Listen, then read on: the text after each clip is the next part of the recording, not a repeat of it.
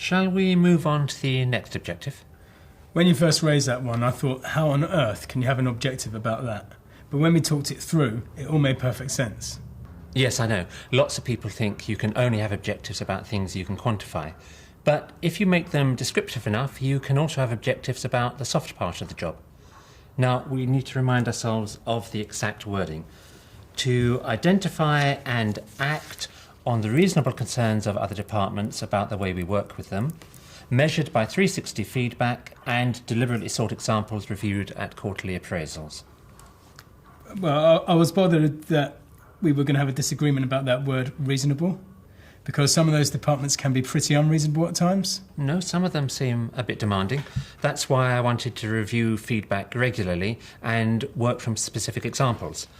Hopefully we can then fine-tune our joint understanding of reasonable. Did the interim reviews help? Definitely.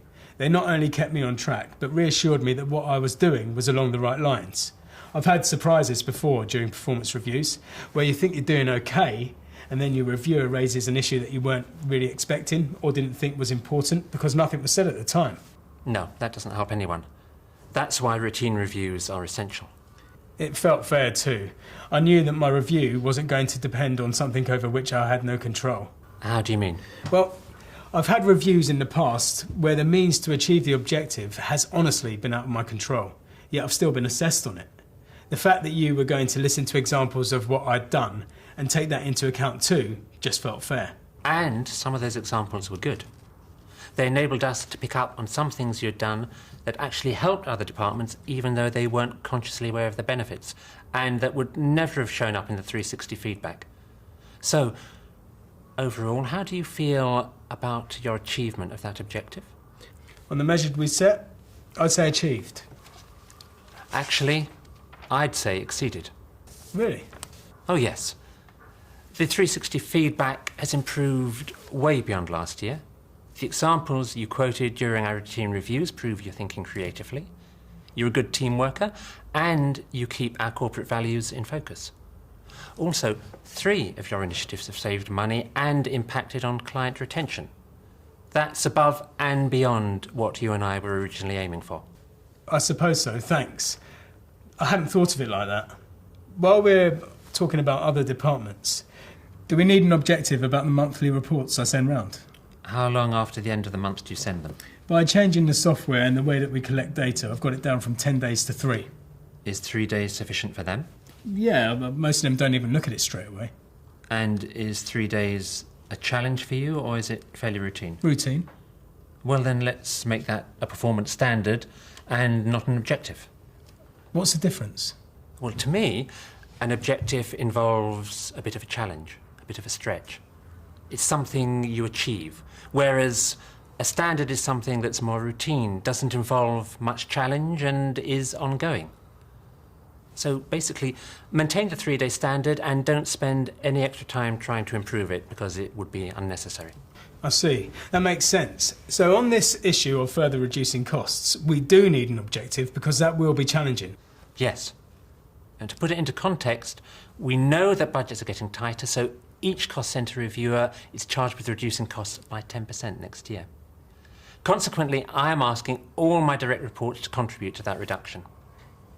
At this stage, have you any idea what might be a reasonable target for you to go for? 10% sounds a bit tough, especially as I already saved money last year. I feel a bit safer aiming at, say, 7%. OK, let's go for 7% then. And as we monitor and review progress, we'll know if that's reasonable. We can adjust it either way depending on how realistic it is and how much the whole team is saving. Yeah, that sounds fair. Good. To be clear, though, budget savings mustn't be made at the expense of another department.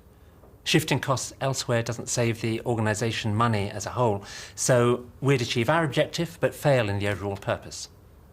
Also, we mustn't affect the service we provide. But I think I needed some help on this one. What kind of help? Well, to begin with, more frequent reviews. Once a quarter will be too infrequent for this. OK, let me know what you want. We can always adjust it as we go along. I'd also like you to come to some of my staff meetings to emphasise how much the cost savings depend on my staff doing their bit. That'll be worthwhile, especially at the start of the campaign. Anything else? Yes, the accounting software we use isn't detailed enough to monitor costs accurately. It needs upgrading. So you want to start this cost-saving campaign by spending money? It'll be a worthwhile investment, believe me. OK.